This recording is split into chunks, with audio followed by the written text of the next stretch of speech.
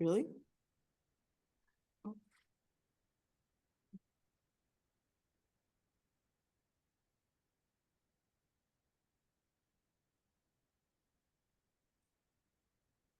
Hi, welcome everyone. It's lovely to have you with us tonight. My name is Sally Thurston from the Maynard Library, and we are delighted to have everyone with us tonight, and we'll get started in just a minute or two.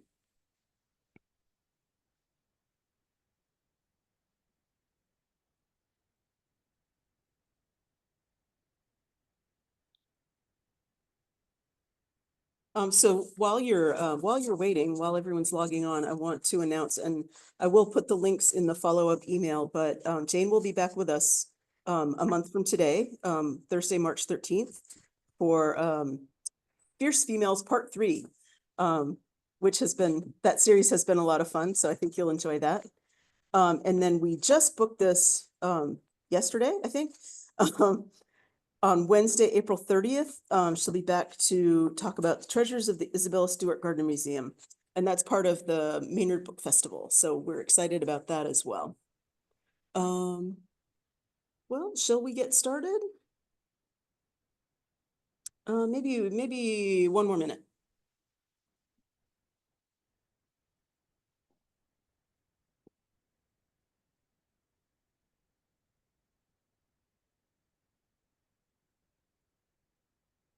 Sally, it's like old home days for me in the chat right now. I'm seeing that. That's fun. Thank you, friends, for showing up tonight. I appreciate that. All right. Well, we've got a pretty good crowd, and I'm sure more people will join as I start the introduction. But let's get started. As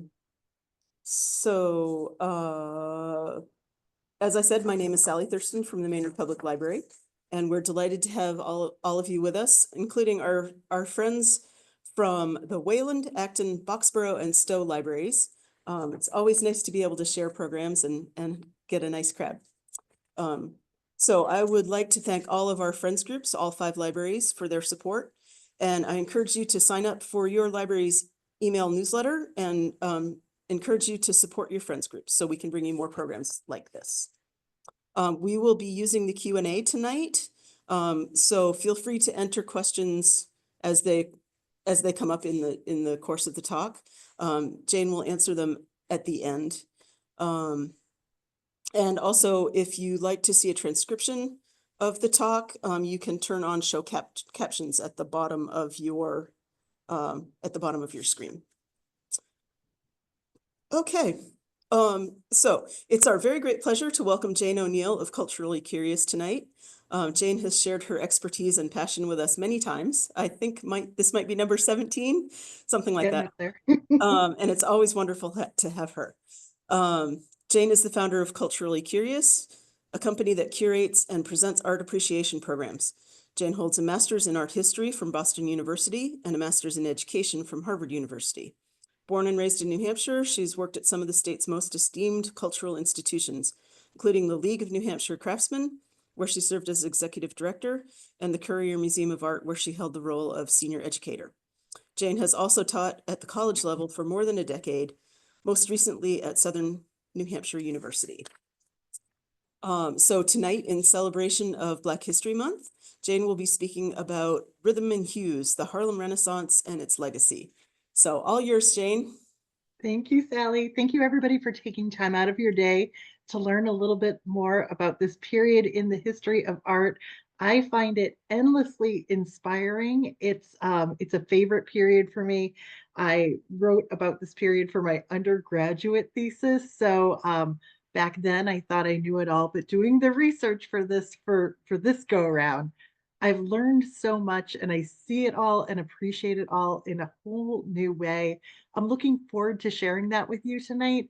So, when we think about the Harlem Renaissance, we think about this unprecedented flowering of Black artistic expression that had, these bold colors, these beautiful rhythms in the work, and were represented really a celebration of African American life and identity that had never taken place before. And we're talking about a movement that was 100 years old. So, So it's pretty incredible to think about it in terms of a series of firsts along the way. So we will be getting back to this really fun image on the screen as we go through tonight's program. But for now, what I'd like to do is give you a sense in terms of how we'll spend our time together. This is just a detail of that same image. So we're going to get started with an introduction to the Harlem Renaissance. And it's a little bit longer than my standard introduction, but there's a lot to unpack here. And initially I thought we'd just cover maybe 4 or 5 artists in this hour, but there's so many great ones. I had to switch it over to themes so I could show you as many wonderful works from as many great artists as possible. So we're going to do people and portraits, history and heroes, music and dance, and then wrap up with our legacy and conclusion. Okay, so let's get started with our introduction to the Harlem Renaissance. Okay, in order to understand the Harlem Renaissance, we're going to start off with something that happened just before it. And we get to understand it by way of these two very powerful images on the screen, both created by the artist Jacob Lawrence in 1940, 1941. These images are part of his 60-panel series on the Great Migration. So the Great Migration represented this massive movement of people, Black people from the South to the North, 1.6 million Black people from the South to the North, beginning in 1910 and really stretching until 1940. There was another mass migration after that. So for about 100 years, 90% of all Black people in America lived in the South. And then, the Civil War ends, but life does not get easier for newly freed slaves. In fact, it might have gotten even harder. There were Jim Crow laws in effect. There were widespread efforts for disenfranchisement, so preventing Blacks from voting. There was a lack of civil rights, pervasive poverty, lack of opportunity, and a rising tide of racial violence too, between lynchings and riots.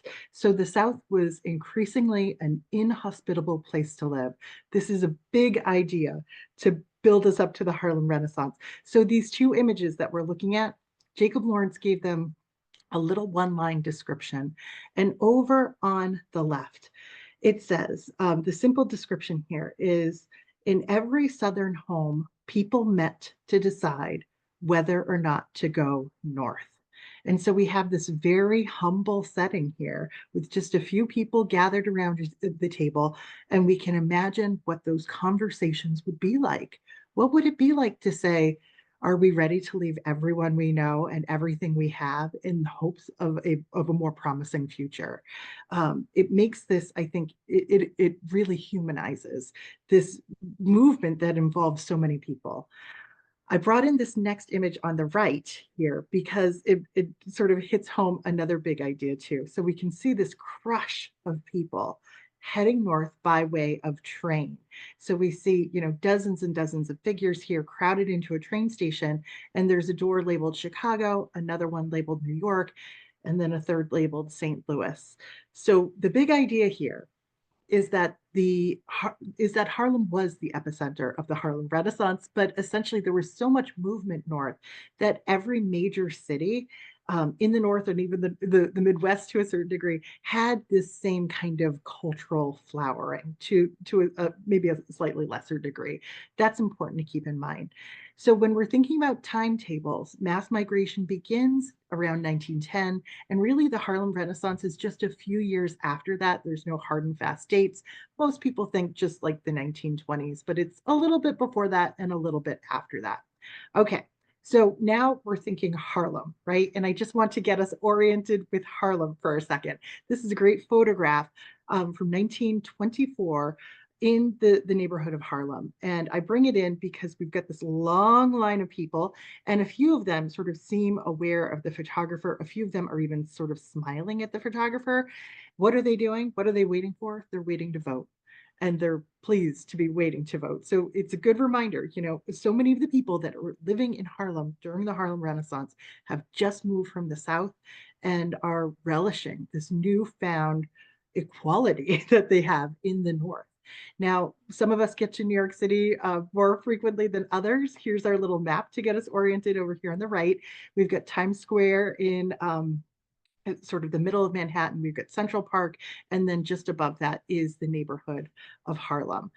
And you might be thinking, so why Harlem? Why this neighborhood in particular? Well, it's a little far flung from the center of Manhattan, but most importantly, there had been a housing crash in Harlem. It was actually overdeveloped, and so that meant that there was some fairly cheap housing, and there were still some strict laws in place in terms of who could be rented to.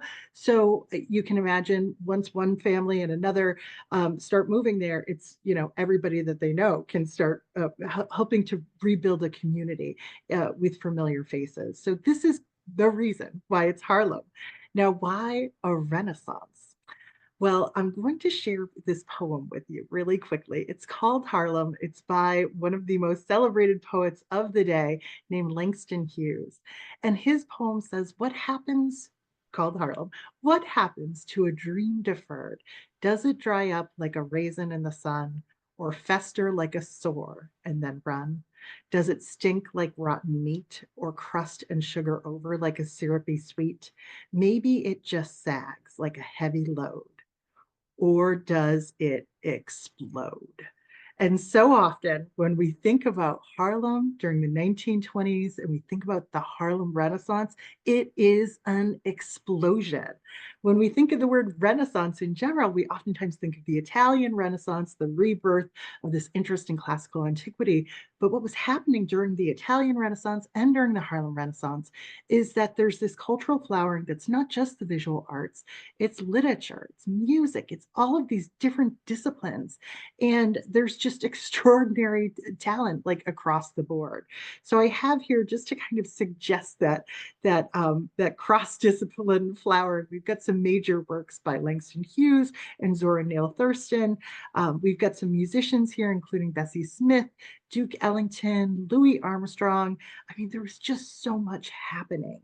At the center of the slide here is a great work by the artist William H. Johnson. And it's just this stylish couple sitting in the corner of a cafe. They've got their bottle of wine and they look pretty sophisticated, right? They look like sophisticated folks. And I feel like they're a little bit of the embodiment of this idea of rhythm and hues that is our title tonight. We've got some nice patterning here with the floorboards, the stripes there. The plaid of his suit gives us this sense of rhythm. And then a pop of color can be the red of her lips and the gloves that she's wearing, and then this little decorative detail on her shoes. So we can see that rhythm and hues are kind of big organizing principles when it comes to the art from this period. Now, is there just one singular style? No, but there are a couple of big ideas, and they come to us by way of some of the major thinkers of the day.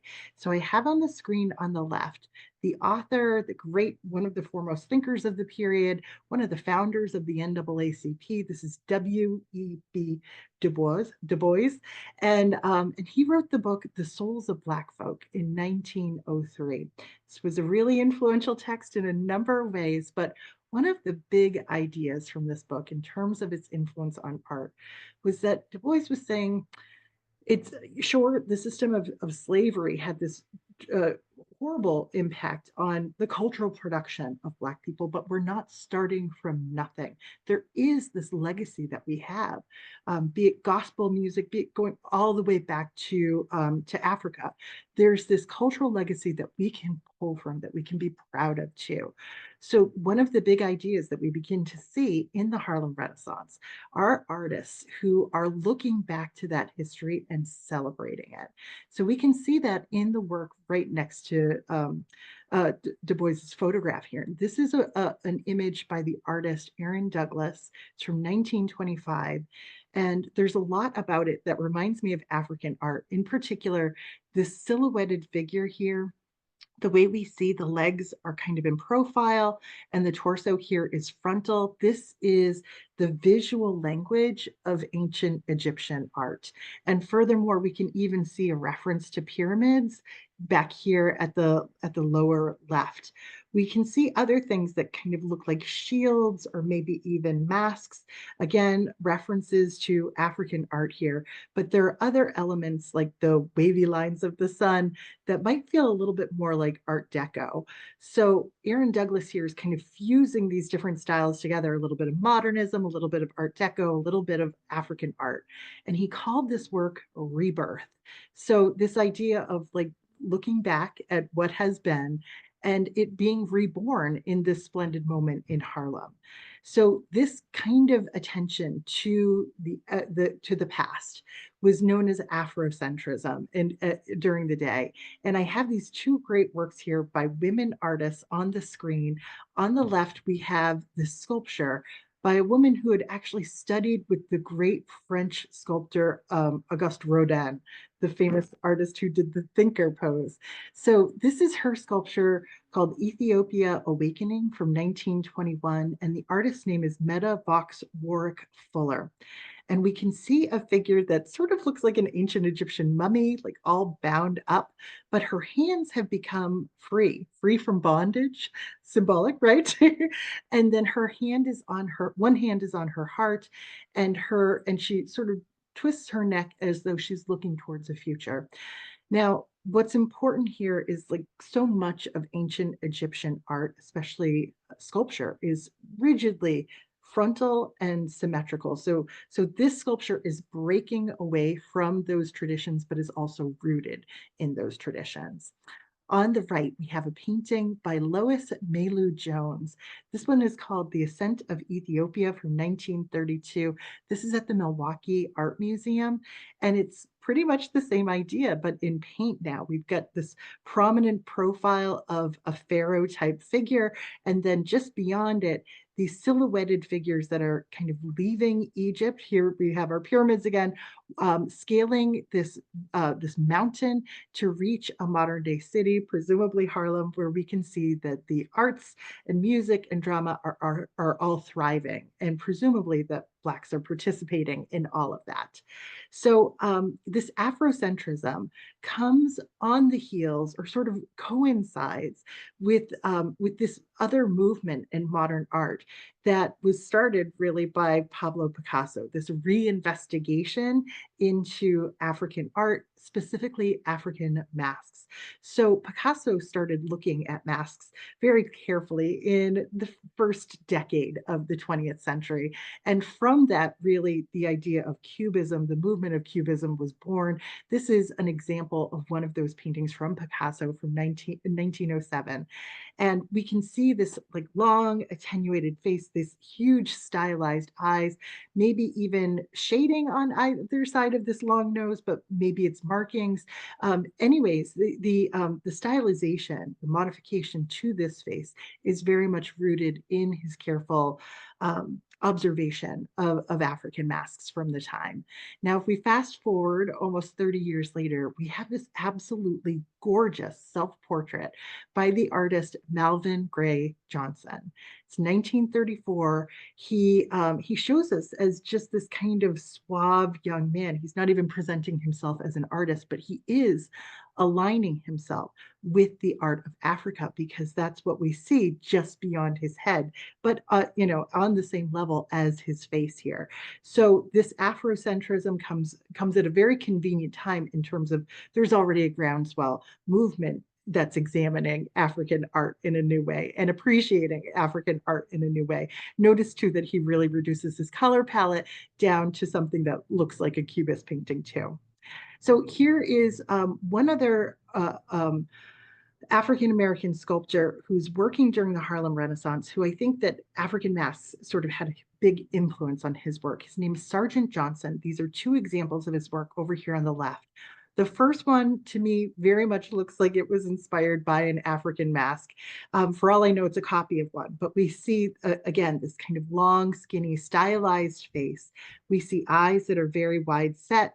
We can even see these ridges in the forehead that come down to the nose here. So we look at it and we know that it's abstracted. Sargent Johnson also did this mask in the middle here. And for him, he was really thinking about sort of creating the features of almost like an ideal African American. So it looks much more realistic. The features, the proportions seem much more attuned to an actual human face, but there is still some stylization there, particularly in the way that I look at the brows here, and there is that kind of strict, rigid frontality to it in the sense of like an eternal gaze that you might get from an ancient Egyptian sculpture.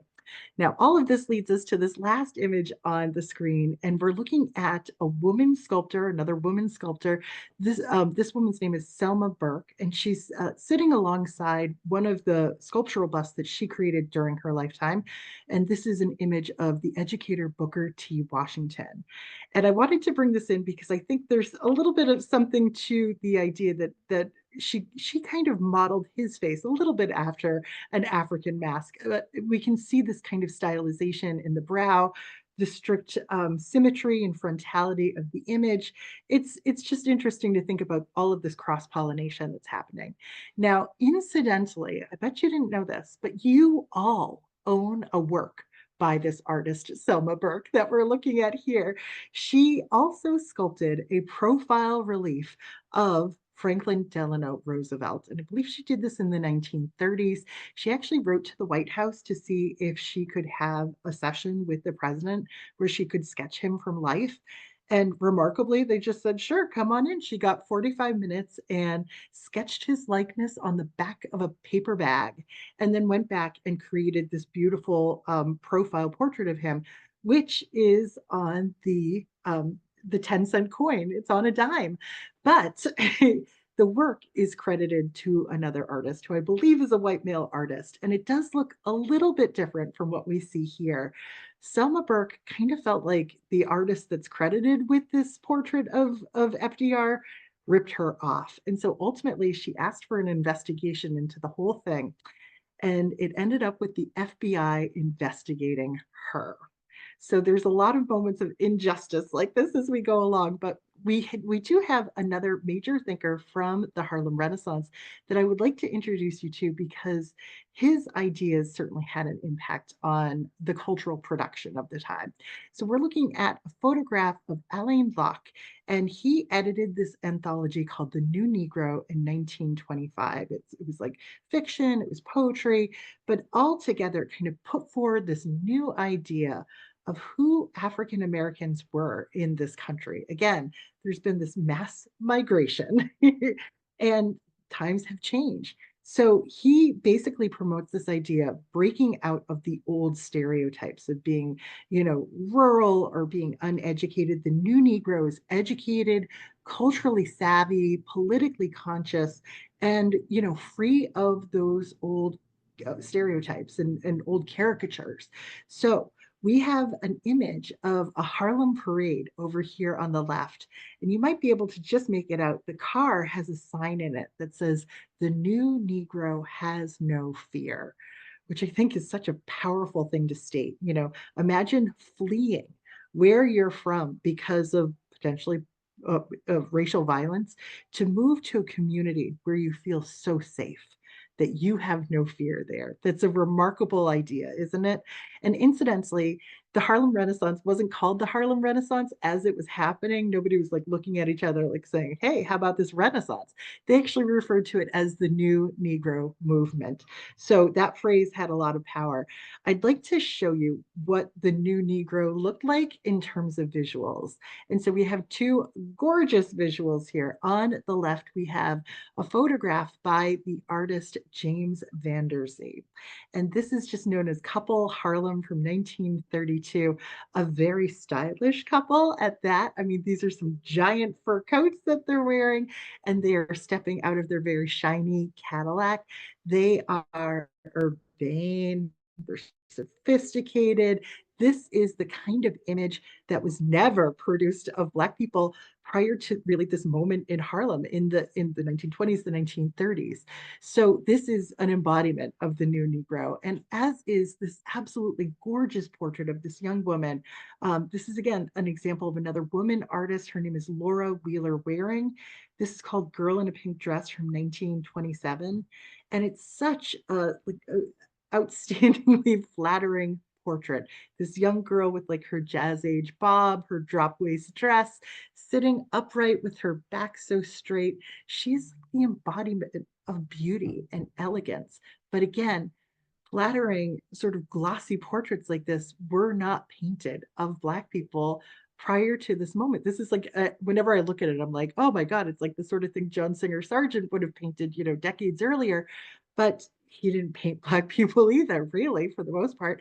So this is, I mean, it's a new chapter in American history where Blacks now have the agency to portray their life in terms that are not just reflective of their lived experience, but also flattering to their lived experience too. So incidentally, this beautiful image of the girl in pink was recently featured in a show at the Metropolitan Museum of Art, and Instagram kind of went crazy over her because she's just such a style icon here. Now, going back to James Van Der Zee for just a moment, he ran a very successful portrait studio in Harlem during the Harlem Renaissance. And it was sort of like a community gathering place. Everybody loved his photography. And he once famously said, I put my heart and soul into my pictures and tried to see that every picture was better looking than the person. It's like your dream photographer, right? And as I was looking through all of his portraits, what really struck me was several group portraits where it seemed as though it was family members sitting together and reading. And I think that's just so important. It speaks to the value of education. It speaks to like this, again, this new chapter in African American life. I think very few of us would probably go to get our portraits done today and think, oh, I should have a newspaper in front of me or be reading a letter. But clearly, sort of showing this type of education and the value of education in their lives was important to convey here. Now, I also wanted to compare one of Van Der Zee's photographs with a painting from the time. These are both 1920s images.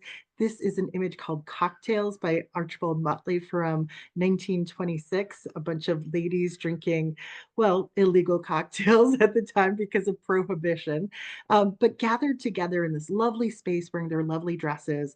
And we can see that in real life too with James Van Der Zee's painting of this fancy tea in Harlem from the following year. I mean, I think most of us would love to enter a scene that looked like either one of these images. It just seems like a wonderful way to spend a morning or an afternoon, and it seems like great company too. So again, describing their communities in on their terms and in a flattering light that perhaps most white artists in the past had never even sought to capture. Now, continuing on with this idea of the new Negro, I think we can see it again in one more image by Archibald Motley here, and this was that title slide image. This one is called Barbecue, and when I think barbecue, I think like messy fingers and picnic tables and that sort of thing.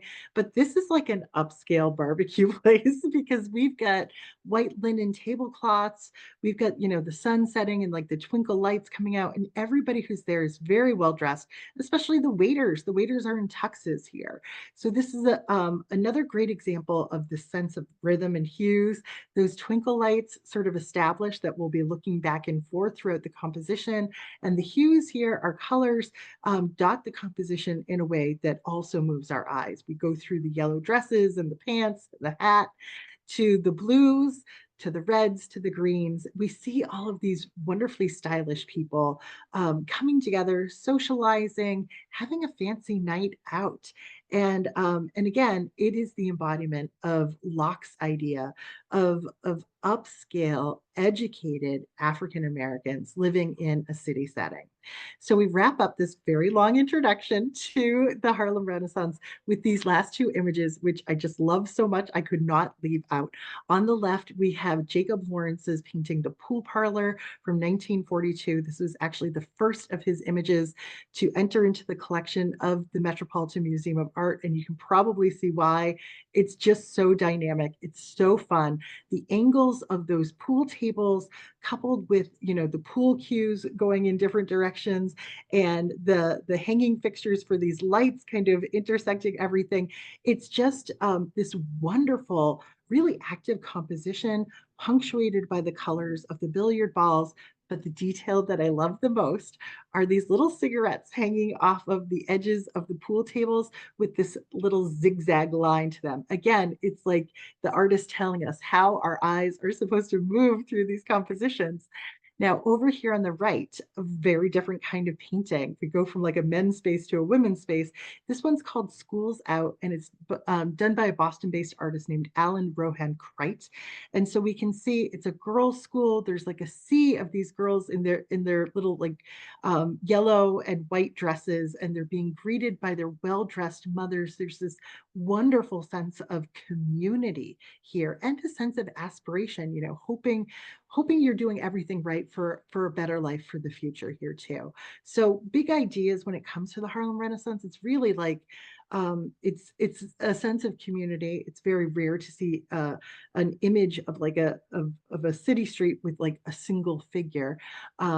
And that sense of aspiration, looking, there's joy in the present moment, but sensing that we can work for a better life. Okay, now having said that it's all about community, we are going to drill down to the individual and take a look at people and portraits just for a moment. And I can't emphasize to you enough how remarkable this moment is. Because when we think about the history of Black professional artists in this country, I mean, the system of slavery obviously essentially prevented that from happening. I can think of less than 5 professional artists from the 19th century. So then we're heading into the 20th century, it's post-slavery, and now African Americans have access to training, they have access to materials. They're a generation, maybe two, removed from the institution of slavery. And for the first time ever, really, we have professional Black artists in this country who can describe themselves. They can create a self-portrait like what we're seeing here. And this revolution in the art world is only 100 years old. But images, self-portraits of Black artists really didn't exist before this moment. Black artists in America, I should say. That's kind of mind-blowing. So we're looking at Archibald Motley over here from 1925, looking very serious with his painter's palette right in front of him. Their identity as artists is so important, right?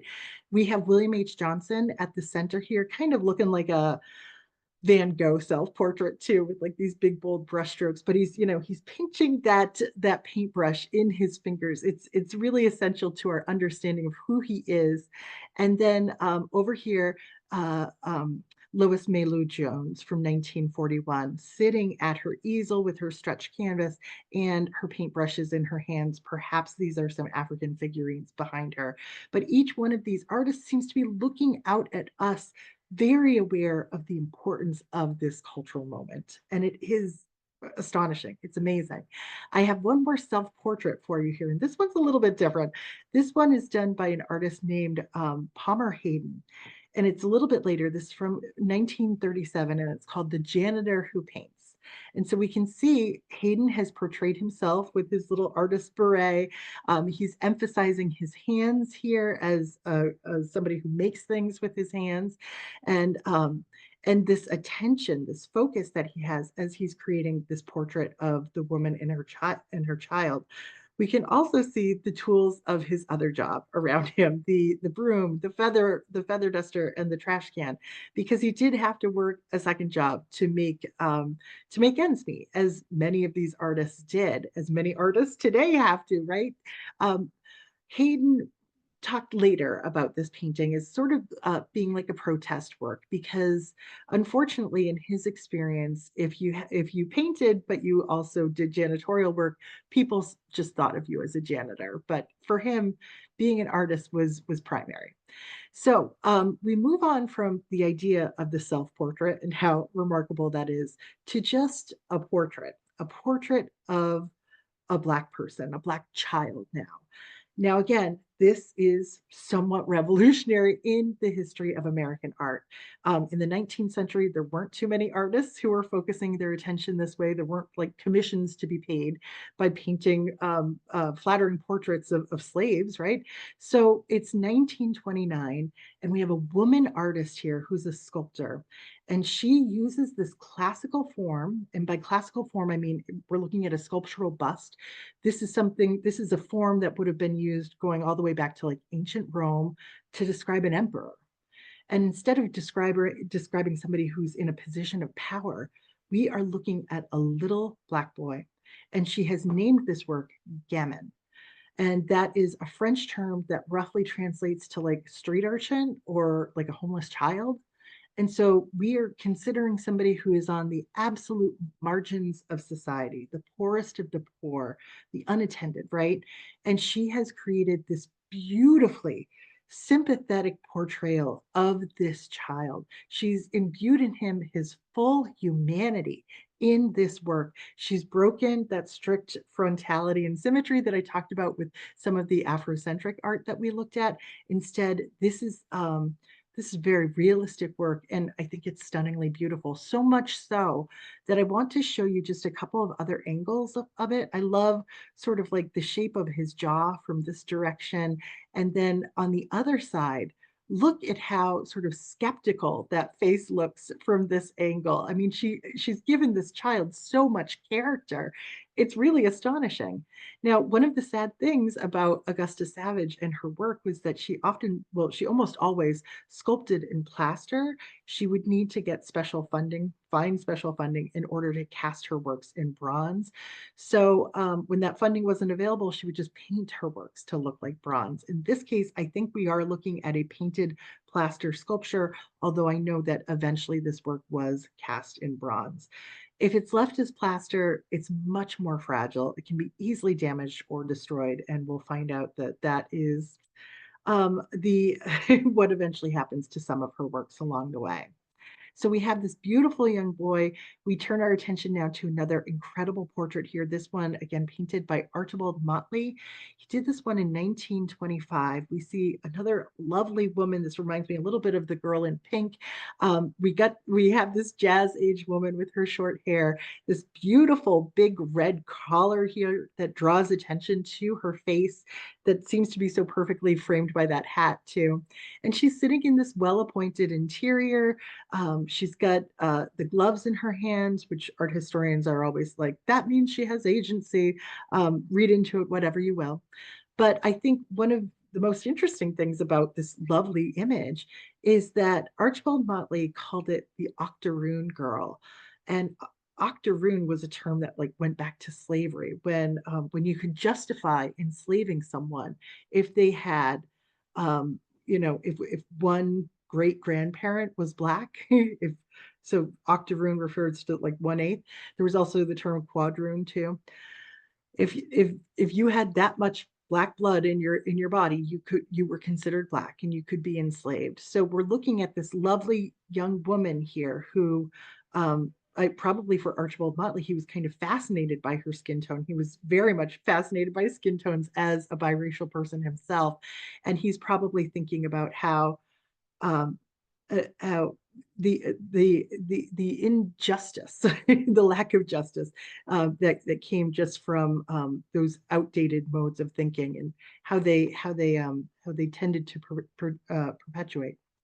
So we end this section on people and portraits with this last work here, and it's again by the Boston-based artist Alan Rohan Crite. This is his portrait of Harriet and Leon, painted in 1941. This is at the Boston Athenaeum, and I just love these faces. They look so much like real people to me. The way he's painted their flesh, their skin, it looks like these people are in the room with you. Although I will say that their bodies seem a little bit like sort of undersized for their heads. Maybe that's the artist asking us to focus on their faces. And there is this like just everyday matter of fact like seriousness to what they're doing and the sense of purpose and where they're going. Are they going to church? Are they going to work? They are just moving along the sidewalk, doing what needs to be done. Sebastian Smee, the Pulitzer Prize winning art historian, wrote a great little piece about this work. You can find it in the Washington Post. But he writes about how everything in the world sort of bends around Harriet and Leon here, from the curious little boy here to the man delivering ice in the background to the boy pulling the sled on the other side. It's like everything's kind of pulling in their direction. Not sure there's any greater significance to that, but there is something kind of unusual in like the world sort of responding to these two who seem just just ever so determined to get to their destination here. They seem like they're worthy of our gazes and worthy of our respect. Just two great portraits. All right, let's turn our attention now to history and heroes. I'm not going to I'm not going to beat a dead horse, but again, it's worth stating that this is the first moment in the 1920s when African American artists can produce this kind of visual history of their culture.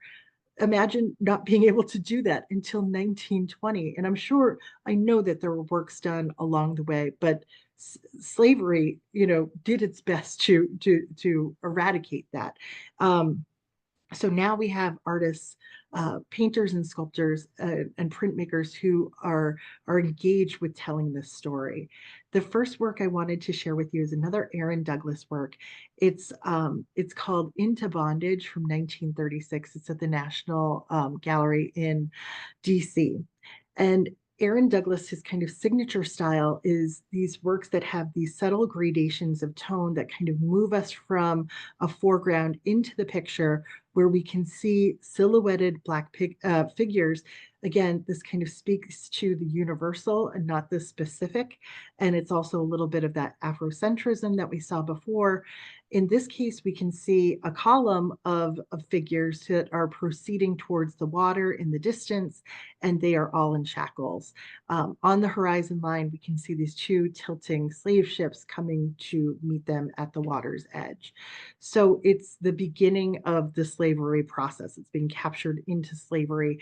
It's told with this kind of modernist bend to it, a little bit of that Art Deco, with the way that he fragments the space here. He fragments light essentially to create these concentric circles that draw our attention to like the important moment here, this joining of those figures with that boat in the distance. So he does this all with again these really kind of subtle shifts of color. He's certainly not hitting you over the head with the difficult truths of slavery here, but he is telling that story. We lose all of this subtlety in this next very powerful work by Hale Woodruff. He did an entire mural cycle on the Amistad Mutiny, and this is by far the most dramatic scene from that cycle of murals where we see the actual uprising on the ship. Now, the artist Hale Woodruff had like gone to Mexico and studied fresco mural painting with Diego Rivera. And when he came back to the United States, that's what he wanted to do. He wanted to paint bold narratives. He wanted to tell the stories of heroes from African American history, but there weren't a lot of opportunities to paint that. He did find a home for this cycle of images at Talladega College in Alabama. Since then, those images have been removed, preserved, and they've gone on like a nationwide tour. So the image that we're looking at here, it's all action, right? There's no subtlety. And this is a depiction of captured Africans fighting for their lives. They were on board this ship called the Amistad, and their lives were threatened. In fact, the cook on the ship, I think, had said to them that they were going to be cooked and eaten, and they thought, their lives were in imminent danger. So using these sugarcane knives, they rise up against the white slavers on the slave ship who are armed. They have guns. Look at this. And they overtake the ship and they ask to be taken home to Africa. So this is a violent scene. It's an action scene where we can actually see the Africans as the heroes here, fighting for their lives courageously against the odds, really, when you think that they're fighting people with guns. And really, nothing like this had ever been painted before. If you're not familiar with the story of the Amistad, please look it up. This is just like the first chapter. It gets much more complicated from here, and it does have New England connections if you're not familiar with those. But for the sake of time, we're going to keep on moving forward. We're going to talk about a couple of heroes too.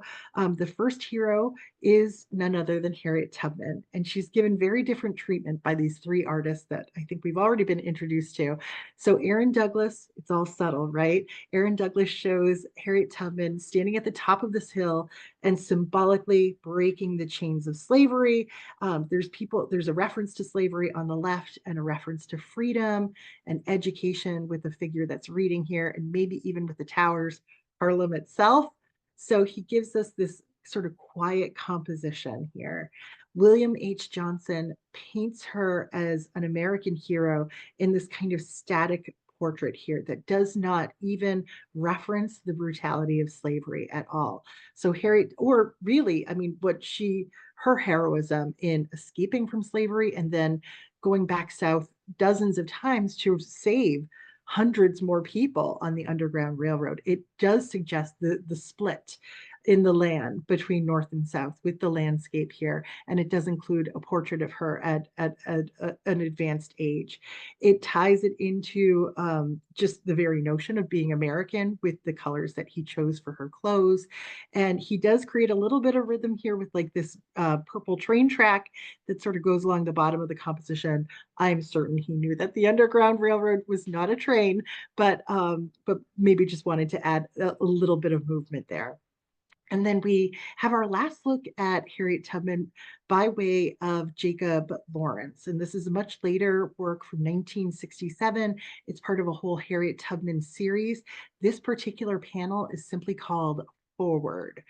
And we can see Harriet Tubman now as like an action figure. She's not symbolic, she's not static, she is moving forward. She's lunging, she's got a pistol in her hand, and she's actually pushing this man along who seems almost paralyzed by his fear.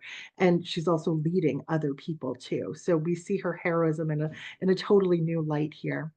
Now, there is another figure from history that artists tended to paint a lot during the Harlem Renaissance, and that was the figure of John Brown, the prominent abolitionist from the 19th century. So again, this is like almost, I mean, he was a real person, but almost turned folk hero.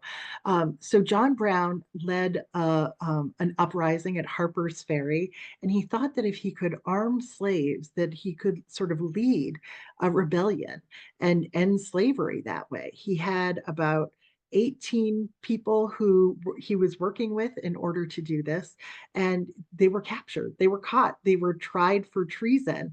So over here on the left, we have the artist Horace Pippin's like imagining of what that trial looked like. This is John Brown, who's like lying in the stretcher with a head wound here, which is supposed to recall for us Christ and his crown of thorns here. The jury is supposed to sort of recall, Christ's disciples too. Horace Pippin was very much like a folk artist. He didn't have formal training, and he liked to paint what he could see, but he did have his grandmother's recollection of John Brown's of his trial. So, sort of working from that, he created this really interesting image with these religious overtones. We can see similar religious overtones over here with William H. Johnson's depiction of John Brown. He's painted all of the co-conspirators in the uprising, at least the ones that were caught, and he shows John Brown heading towards the gallows, where according to legend, there was an enslaved woman who held up her child who kissed John Brown just before his death. And we can see him hanging here in the background. So really powerful works here. But we'll round out our look at history and heroes with just a few more Jacob Lawrence images from the Great Migration series, because they are incredible. This is number 3 in the series, and we can see this pyramid of figures moving from right to left here, and they're sort of accompanied by these 6 blackbirds. He's using just very limited color palettes, some blues, some pinks, a lot of brown and greens here, and there is that one simple line of text that he uses to describe this scene. From every southern town, migrants left by the hundreds to travel north. Imagine what that would look like if hundreds of people from your town just took what they could, threw it over their shoulder, and tried to escape, tried to get to some place that would be better for them. This idea of displaced people, people moving to in search of a better life, has been almost a continuous story since the Great Migration, and probably before it too, I'm sure. So we have this wonderful sense of purpose and movement. We can see heads bowed in determination, maybe suggesting the struggle of this journey as well. Just two last images from the Great Migration series. On the right, Jacob Lawrence described this scene here with this line of text. To make it difficult for the migrants to leave, they were arrested en masse. They often missed their trains. And over on the right, we have oh, that was actually, that's the description for the right. Forgive me. Okay, so that is the arrest of people. But over on the left, we have the railroad stations were at times so crowded with people leaving that special guards had to be called in to keep order. So we do have this clashing of colors between the guards with what they're wearing and literally their skin tone too, representing a force there that is threatening violence, certainly there to intimidate too. And again, the fact that Jacob Lawrence created these images in 1941, when there was so much upheaval in Europe during World War II, and the displacement of so many Jewish people at the same time, he was certainly thinking of the Great Migration, but then also, the rippling effects around the world too. Very powerful images. So now we're going to lighten things up a little bit because it's rhythm and hues. We're going to do a little bit of music and dance. And I will admit that every time I think of the term Harlem Renaissance, I hear like trumpets in the back of my head, just like, and I think of scenes like this. I think of people just like tearing up dance floors. I think of divas singing. It is the 1920s. It is the jazz age. People are at the Cotton Club living it up.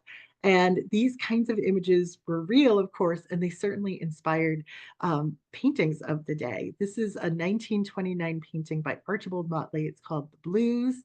And we've got this great compressed nightclub scene. We've got our musicians all seated together over here on the bottom left, many of them on trumpets, trombones, and it's such a tight club here that you almost get the sense that the musical instruments are like going between the dancers here, but they're all pressed together, their bodies, their faces, people are smiling. We get a sense of the sound and the vitality and the joy of this situation.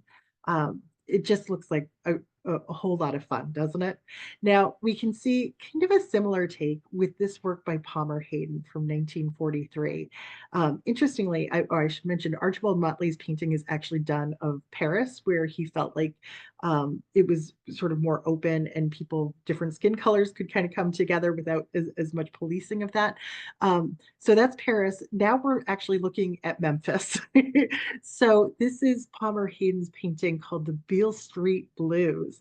So we're actually south of the Mason-Dixon line now, and there's some familiar elements. We've got our musicians in the lower left, we've got our dancers at the center looking graceful, and we have a bar over here on the left. We've got some games and a well-dressed gentleman in the foreground on the right, and then it sort of opens up to Beale Street in the back, complete with riverboats in the distance.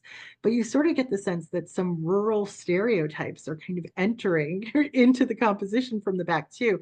The man in the overalls with the straw hat, the woman with the handkerchief here, you sort of get the sense that Palmer Hayden is trying to negotiate these different ideas of who African Americans are in the 1940s, or maybe trying to combat still against those negative stereotypes.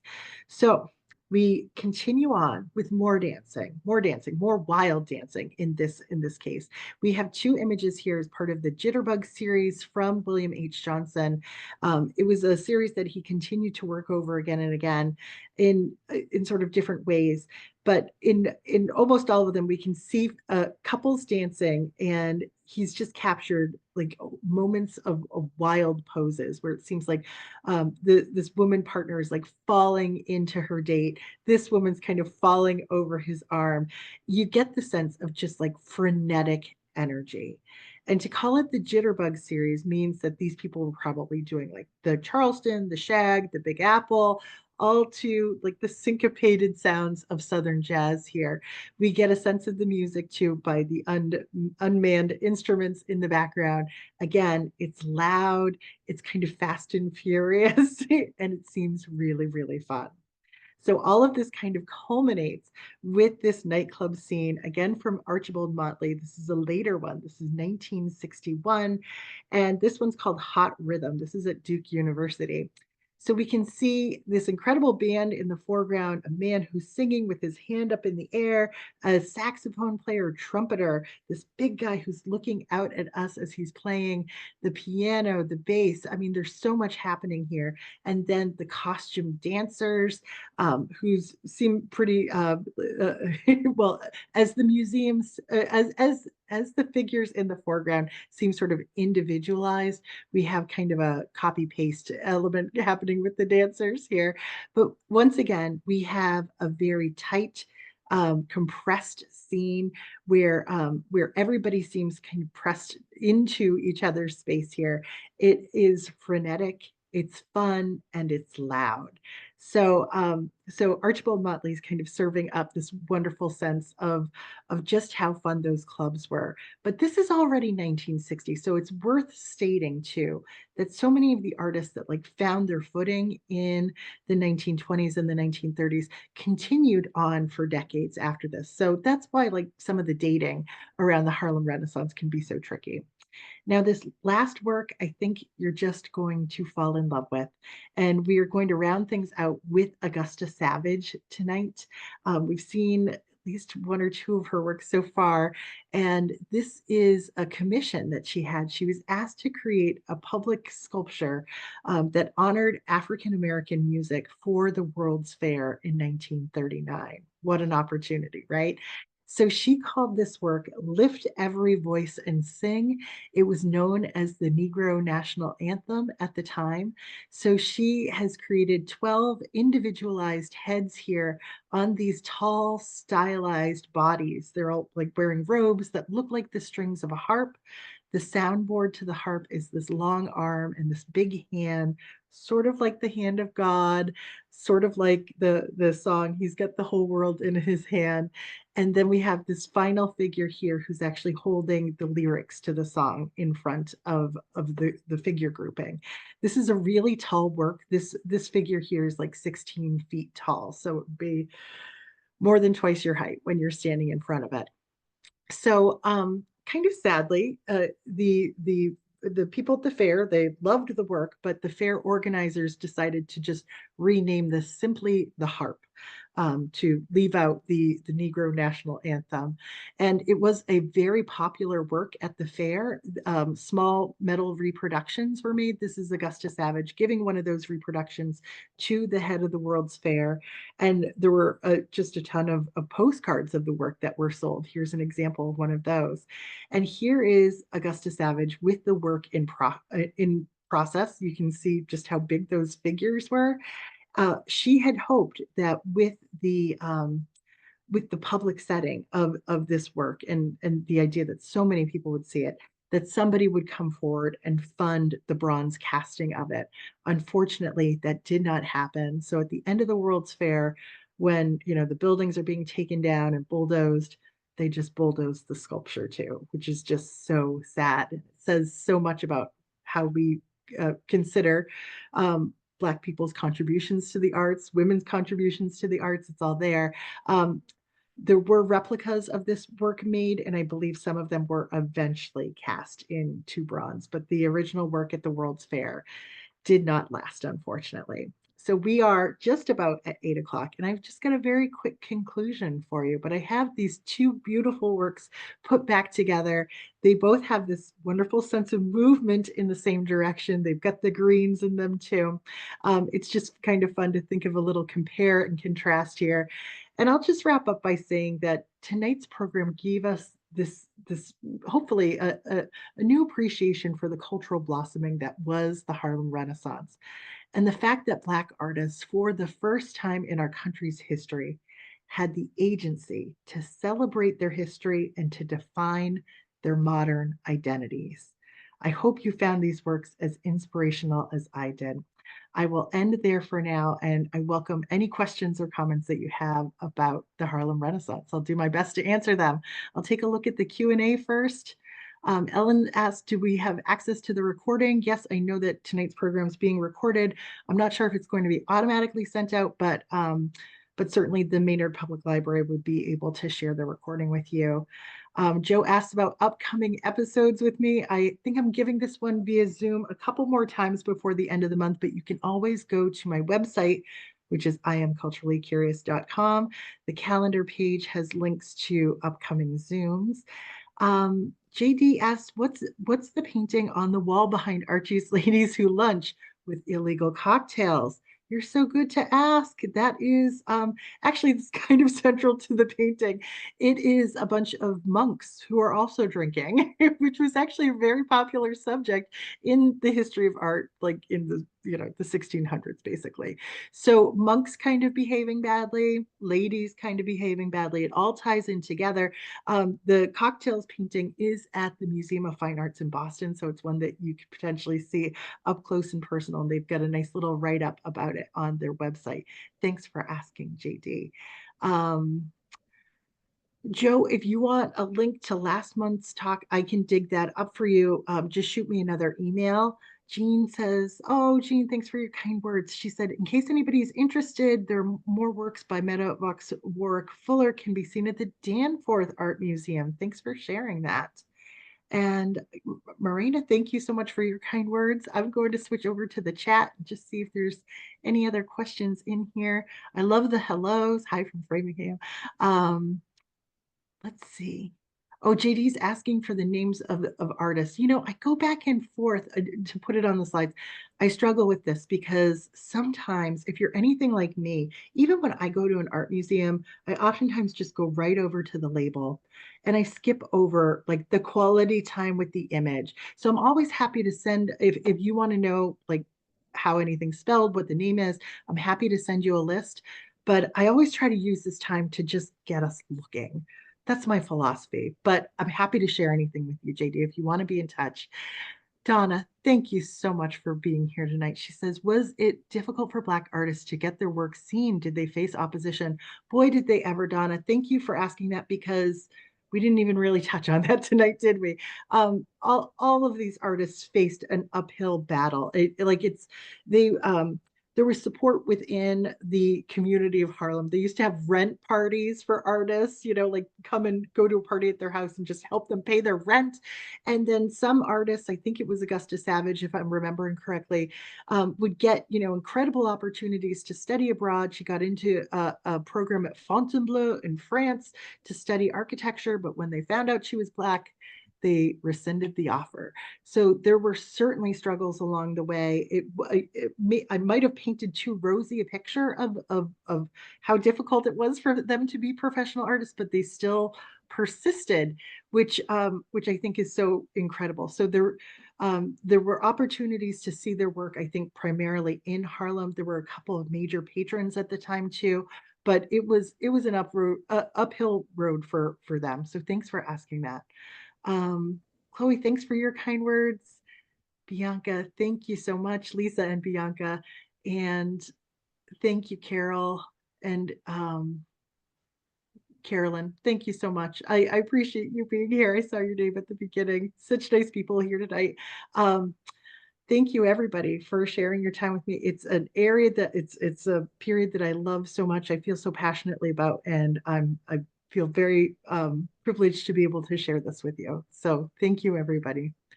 Jane, thank you so much. There's one more question from JD in the Q&A. Okay. Could you do a talk on the spiral group of Black artists? My friend's uncle Merton Simpson was one of them.